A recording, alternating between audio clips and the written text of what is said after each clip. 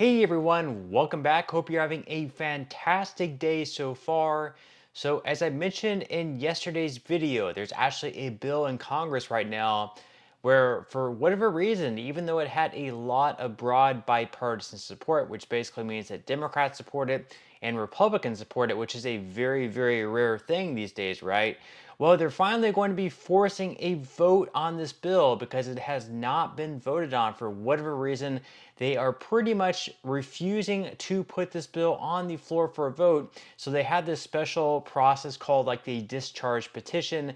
And for this, they need at least 218 signatures. And if they get at least 218 signatures from members in the House of Representatives, basically what that does is it forces the House Speaker and Mike Johnson to put this bill on the floor for a vote, where right now, once again, it has a lot of support from both sides of the aisle, which means that for sure this thing should pass unless, all of these people just change their minds, which is unlikely. And if this bill passes, for some people, what it's going to mean is a $500 per month increase or a $6,000 per month increase, possibly more, possibly a little bit less. So in this video, we are going to be covering what that bill is and why we actually have some lawmakers in the House kind of angry that they decided to go this route with the discharge petition, what they're saying about that, and what their reason is. But before we go ahead and dive into it for today, if you would like to receive up to $200 in free stock or $200 in free cash, in a pinned comment below, I will be leaving a link to Robinhood. All you have to do is once you click on that link is just sign up for a free account and then simply link your bank account. You do not even have to make an opening deposit. At that point in time, Robinhood will be sending you one free stock worth all the way up to $200. And if you'd rather just have the cash, all you have to do is once you receive the free stock is just sell it for what it's worth and then transfer the cash value right back to your bank account.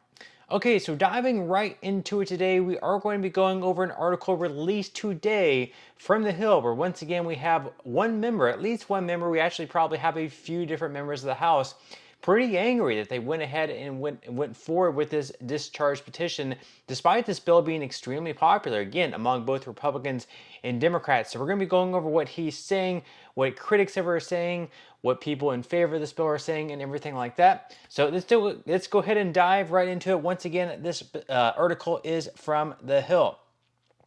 So it says that a group of House Republicans is making a rare move that would force a vote on a bill to reform aspects of Social Security, stirring unrest in the conference. The bill at the heart of the push, also dubbed the Social Security Fairness Act, seeks to do away with the windfall elimination provision in the government pension offset, a proposal that backers on both sides of the aisle argue is long overdue. So once again here, both Republicans support it, Democrats support it, but yet we have a few different people very, very angry that they are going to go forward with actually voting on this bill, despite there being so much support. A little bit weird, right? But we are going to be going over why they're upset that they went through with this. Now, the article goes on to say that the bill enjoys support from more than 100 House Republicans, and almost 4 dozen have co-signed the effort to use what's known as a discharge petition to force consideration of the bill, and the strategy is rubbing some in the conference the wrong way. So, quote, in a well-run Congress, no legislator signs a discharge petition if you're a majority. That is a rule that is never broken, said Representative Glenn Grotham, who is a Republican in Wisconsin. And the fact that 47 of my colleagues signed a discharge petition shows that we have an utter lack of discipline. Now, while the maneuver is not uncommon in the House, it's rarely successful, as members must gather at least 218 signatures to force a vote on legislation. But critics say the bill is expensive, pointing to scoring from the Congressional Budget Office from earlier this month that estimates the measure could cost upwards of $190 billion over a decade. Now, Representative Chip Roy, who is a Republican in Texas, called the measure a, quote, bad direction to go and said that he would oppose it. He went on to say that I will support a version that I co-sponsor, which would be except $34 billion, which we ought to pay for, but it's responsible. The one that they're discharging is irresponsible, and they can't defend it, and they won't defend it, except that they're going to say things like, quote, we're going to make everybody whole. they are not. So basically, Chip Roy is saying that this bill is irresponsible because it's going to cost all these billions of dollars over 10 years and that it's not paid for. And basically, it's just a messaging bill. And, another thing to keep in mind here, he doesn't mention it here directly, but right now we have, different estimates out there when the Social Security Trust Fund is going to be going insolvent. Right now, they're saying anywhere between 2031 through 2034. Well, if we have even more money leaving the Social Security Trust Fund because there's going to be people seeing increases in their benefits, that just means that the trust fund is going to be going insolvent all that sooner, which also means if nothing is done about it, then there's also going to be across the board cuts for everyone by up to 26%. All that sooner as well. So that could also speed up the process by maybe a couple of years. That could also be a drawback as well. Something again that Chip Roy did not mention, but also something that he's sort of pointing to that is going to be costing all this money, which also is going to speed up the process of the trust fund going insolvent. Now, the article goes on to say that a House Republican who supports the bill, but not the discharge petition, and spoke freely, anonymously, also took aim specifically at Graves over the push, saying, quote, "I think obviously people who are on their way out of here wanted to force." So he's making a point here that Gary Graves is one of the ones who was really pushing this bill.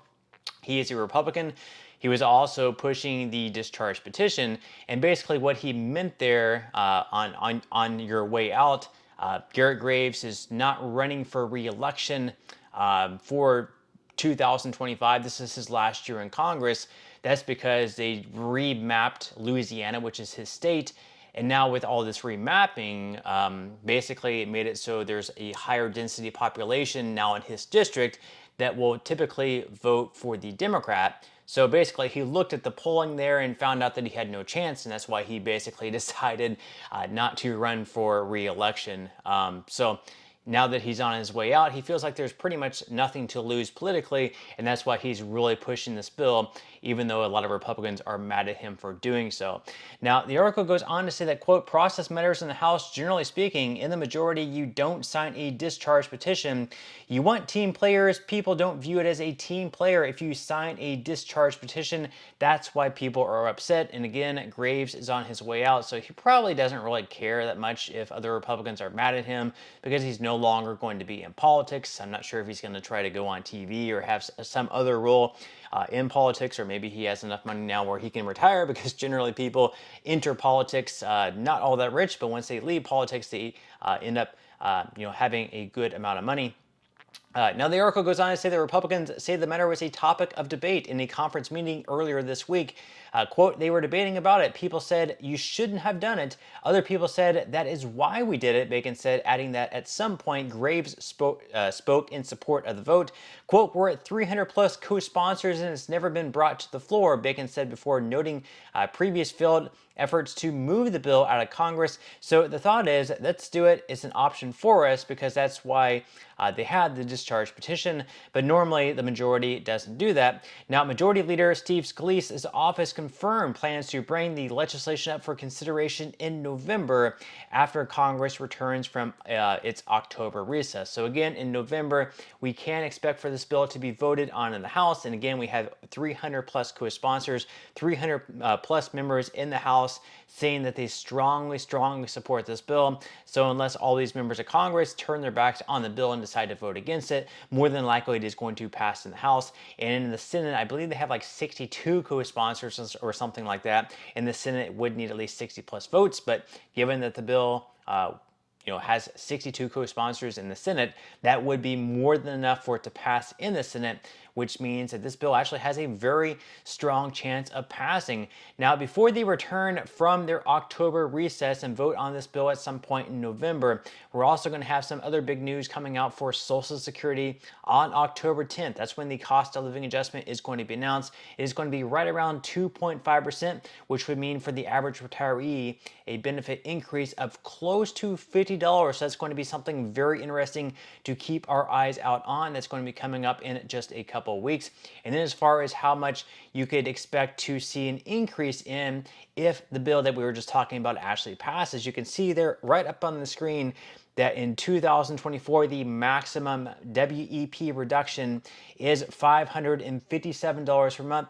So technically, someone could actually see an increase in their benefits if this bill were to pass by right around $550 per month, which would be incredibly significant. And again, both Republicans and Democrats support it.